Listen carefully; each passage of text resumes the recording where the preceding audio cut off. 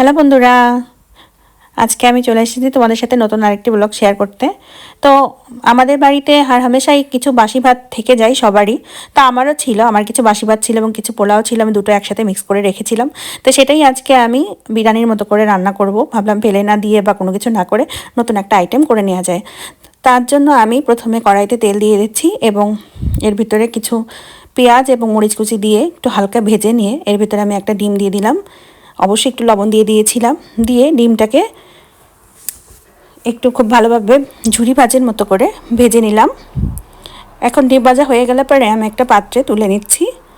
এদিকে আমি সয়াবিনগুলো গরম জলে ভিজিয়ে নিয়েছিলাম। ভিজানোর পরে 10 মিনিট মতো ভিজিয়ে রাখার পরে আমি এটাকে জল চিপে তুলে নিয়েছি এবং এর ভিতরে লবণ এবং হলুদ দিয়ে এভাবে করে মেখে নিলাম।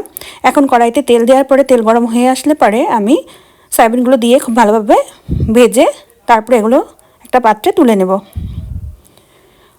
সয়াবিনগুলো তুলে নেওয়ার পরে এখন এর ভিতরে আমি ওই তেলেই কিছু আলু কুচি করে নিয়েছিলাম সেটাও দিয়ে দিলাম একটু লবণ সহ এবং একটু হলুদ দিলাম, দিয়ে এটাকেও খুব ভালোভাবে ভেজে নিলাম।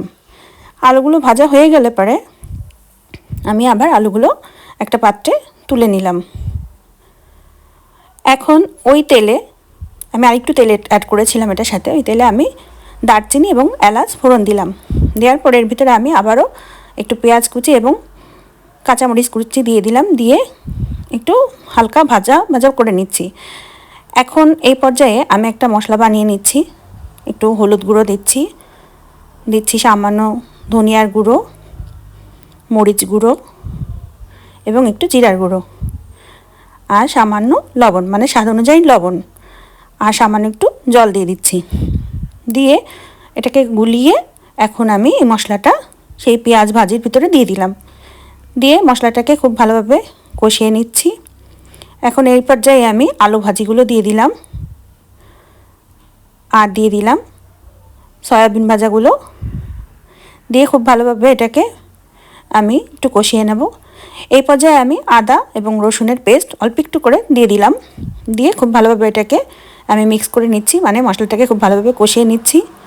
মশলাটা যখন কষে আসবে তখন এই পর্যায়ে আমি সামান্য জল দিয়ে দেব।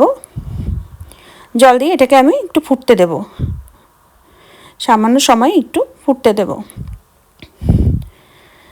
এভাবে করে ফুটে উঠবে। ফুটে ওঠার পরে এখন আমি এর পর্যায়ে দিয়ে দেব গরম মশলা গুঁড়ো।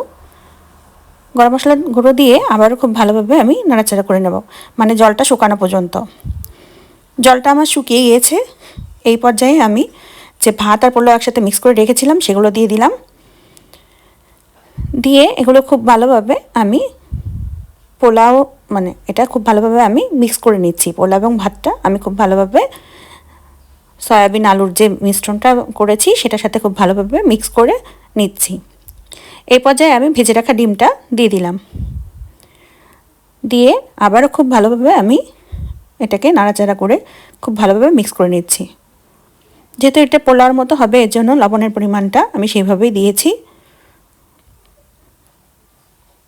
তো এটা খেতে কিন্তু খুবই দুর্দান্ত হয়। হাতে সময় না থাকলে পরে এবং বাড়িতে এরকম যদি ভাত থেকে থাকে ফেলে না দিয়ে তখন এভাবে করে এটা করে নিলে পরে কিন্তু খেতে খুবই মজাদার হয়। এই তো তৈরি হয়ে গেল আমার বাসি ভাত দিয়ে বিরিয়ানি।